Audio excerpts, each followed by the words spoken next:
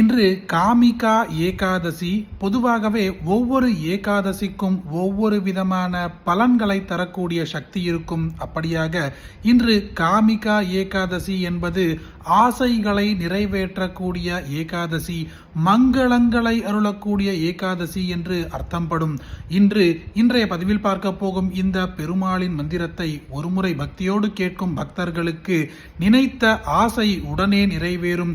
அவர்களின் வீட்டில் ஒரு நல்ல செய்தி கிடைக்கும் என்பது இந்த ஸ்தோத்திரத்தின் பலஸ்ருதி. ஓம் ஸ்ரீ வெங்கடேஷ ஸ்ரீனிவாசோ லக்ஷ்மி பதிரணாமயः அமிர்தாம்சோ ஜகத்வந்தியோ கோவிந்த சாஸ்வத பிரபுः சேஷாத்ரிநிலயோ தேவः கேசவோ மதுசூதனः அமிர்தோ மாதவ கிருஷ்ணः श्रीहरिर्ज्ञानपञ्जरः श्रीवत्सवक्षाः सर्वेषो गोपालः पुरुषोत्तमः गोपीश्वरः परञ्ज्योतिः वैकुण्ठपतिरव्ययः सुधाधनुर्यादवेन्द्रो नित्ययौवनरूपवान् चतुर्वेदात्मको विष्णुः अच्युतः पद्मिनीप्रियः धारापतिः सुरभदिः निर्मलो देवपूजितः चतुर्भुजश्चक्रधरः त्रिधामा त्रिगुणाश्रयः निर्विकल्पो निष्कळङ्गो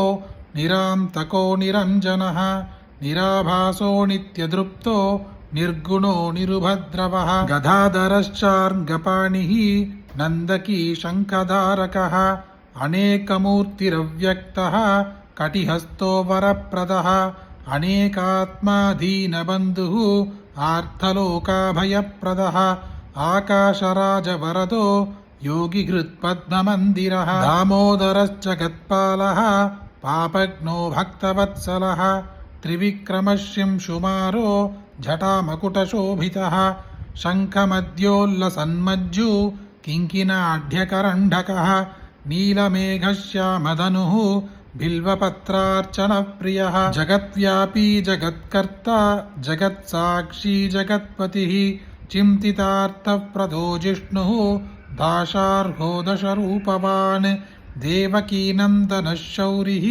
हयग्रीवो जनार्दनः कन्याश्रवणधारेज्यः पीताम्बरधरो नकः वनमाली पद्मनाभो मृगयासक्तमानसः अश्वारूढः खड्गधारी धनार्जनसमुत्सुकः घनसारलसन्मध्य कस्तूरीतिलकोज्ज्वलः सच्चिदानन्दरूपश्च जगन्मङ्गलदायकः यज्ञरूपो यज्ञभोक्ता चिन्मयः परमेश्वरः परमार्थप्रदः शान्तः श्रीमान् दोर्दण्डविक्रमः परात्परः परब्रह्म श्रीविभुर्जगदीश्वरः एवं श्रीवेङ्कटेशस्य नाम्नामष्टोत्तरं शतं पठतां शृण्वतां भक्त्या सर्वाभीष्टप्रदं शुभं त्रिसन्ध्यं यः पठेन्नित्यं सर्वान् कामानवाप्नुयात् ஸ்ரீ வெங்கடேஸ்வரார்ப்பணமஸ்து. இன்று ஆசைகளை நிறைவேற்றக்கூடிய காமிகா ஏகாதசியில் வீட்டின் பூஜை அறையில் இருக்கும் பெருமாளின் படத்தை நன்கு சுத்தம் செய்து பூக்களால் அலங்காரம் செய்து முடிந்தால் 4 துளசி இலைகளை பெருமாளின் படத்திற்கு முன்பாக வைத்து இன்றைய பதிவில் பார்த்த பெருமாளின் மந்திரத்தை பக்தியோடு ஒருமுறை சொல்லுங்கள் அல்லது கேளுங்கள். அதோடு உங்கள் மனதில் இருக்கும் ஆசையை பெருமாளின் பாதத்தில் சமர்ப்பியுங்கள். கட்டாயம் உங்கள் ஆசை நிறைவேறும். உங்கள் வீட்டில் ஒரு நல்ல செய்தி கிடைக்கும். அப்படிப்பட்ட அற்புதமான இந்த பதிவை உங்களுக்கு தெரிஞ்ச எல்லாருக்குமே இன்று காமிகா ஏகாதசியில் பகிருங்க. இந்த வீடியோவை லைக் பண்ணுங்க. நாளைக்கு மற்றொரு பதிவில் சந்திப்போம். ஹரி ஓம் மகா பெரியவா போற்றி.